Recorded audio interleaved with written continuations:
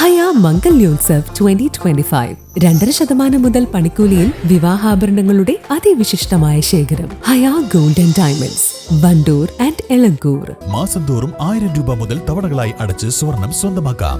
മാസം തോറും തിരഞ്ഞെടുക്കുന്ന ഒരാൾക്ക് 12,000 രൂപയുടെ സ്വർണം സ്വന്തമാക്കാം. Mayuri golden diamonds, opposite town square, Wandoor. Malappuram ജില്ലയിൽ തെരുവുനായ വന്ധ്യകരണ കേന്ദ്രം തുടങ്ങാൻ ജില്ലാ പഞ്ചായത്തിന് ഇതുവരെ സ്ഥലം ലഭിച്ചില്ല. ABC കേന്ദ്രം ആരംഭിക്കാൻ മങ്കടയിലെ റവന്യൂ വകുപ്പിന്റെ ഉപയോഗശൂന്യമായ ഭൂമി വിറ്റു നൽകണമെന്ന ജില്ലാ പഞ്ചായത്തിന്റെ കത്തിൽ മാസങ്ങളായിട്ടും റവന്യൂ വകുപ്പ് മറുപടി നൽകിയിട്ടില്ല. 2 ഏക്കറോളമുള്ള സ്ഥലത്ത് കുറച്ചു ഭാഗം MCF നിർമ്മിക്കാൻ അടുത്തിടെ മങ്കട പഞ്ചായത്തിന് കൈമാറിയിട്ടുണ്ട്. ശേഷിക്കുന്ന ഭൂമിയിൽ നിന്ന് 50 സെന്റെങ്കിലും അനുവദിക്കണമെന്നാവശ്യപ്പെട്ട് കഴിഞ്ഞ മെയിൽ ജില്ലാ കളക്ടർക്ക് കത്ത് നൽകിയിരുന്നു. ABC പദ്ധതിയുടെ നടത്തിപ്പ് ചുമതലയുള്ള ജില്ലാ പഞ്ചായത്തിന്റെ കൈവശം വന്ധ്യകരണ കേന്ദ്രം നിർമ്മിക്കാൻ സ്ഥലമില്ലാത്തതാണ് പ്രതിസന്ധി.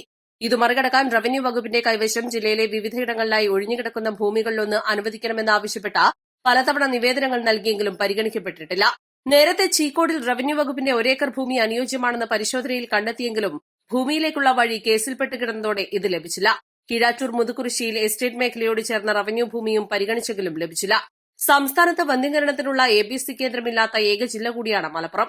മറ്റ് ജില്ലകളിൽ ഒന്നിലധികം കേന്ദ്രങ്ങളുണ്ട്. ഒരു വർഷം ജില്ലയിൽ ശരാശരി 10,000-ഓളം പേർ തെരുവുനായയുടെ കടിയേറ്റ് ചികിത്സ തേടുന്നുണ്ട്.